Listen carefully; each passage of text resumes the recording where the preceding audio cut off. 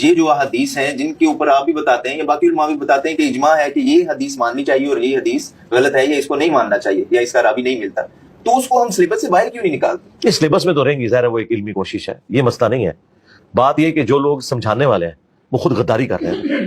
اگر احمد صاحب بریلوی صاحب یہ کہہ رہے ہیں قرآن کے بعد سب سے افضل کتابیں بخاری اور مسلم ہیں، اگر اشرف تھانوی صاحب کہہ رہے ہیں قرآن کے بعد صحیح ترین کتابیں بخاری اور مسلم ہیں، اگر ان ساروں کے جو روحانی ابا جی ہیں شاہ ولی اللہ دہلوی حجت اللہ البالغہ میں لکھ رہے ہیں کہ بخاری اور مسلم کی تمام متصل احادیث بالکل قطعی الصحت ہے، ان سے دشمنی رکھنے والا اہل بدعت اور اہل سنت سے خارج ہے، تو پھر بات تو ختم ہو جانی چاہیے نا۔ تو بخاری مسلم کے طریقے کے مطابق یہ نماز بھی نہیں پڑھ رہے بریلوی دیوبندی، اب وہ خود اپنی کتابوں سے غداری کی ہوئے، تو میں گن پوائنٹ پہ تو نہیں سکھاؤں گا۔ کیا نبی علیہ السلام نے ابو جہل کو ہدایت دے لی؟ صرف بتا ہی سکتے تھے نا، ہم بھی صرف ان کو بتاتے ہیں۔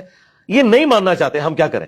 ہم یہی کریں گے کہ ہم ایک کیمرہ خریدیں گے، ہاں، اور یوٹیوب کا چینل بنائیں گے، اپنی ویڈیو ریکارڈ کریں گے، عوام کے اوپر محنت کریں گے۔ دیکھ لیں انہی کی عوام نے بات سمجھ لیا، اور وہ علماء جنہوں نے اپنی عوام کو ہمارے خلاف کیا تھا انہوں نے ہماری بات سن کے اپنے علماء کو چھوڑ دیا۔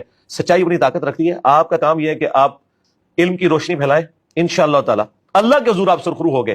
اگر کوانٹیٹیولی آپ کو کامیابی نہ بھی ملی، ساروں کو اس لیول کی کامیابی تو نہیں ملے گی، یہ تو اللہ تعالیٰ کا فیصلہ ہے کہ کس شخص کو کس بڑے لیول کے اوپر اٹھانا ہے، نہ بھی ملے اللہ کے حضور آپ کامیاب ہیں۔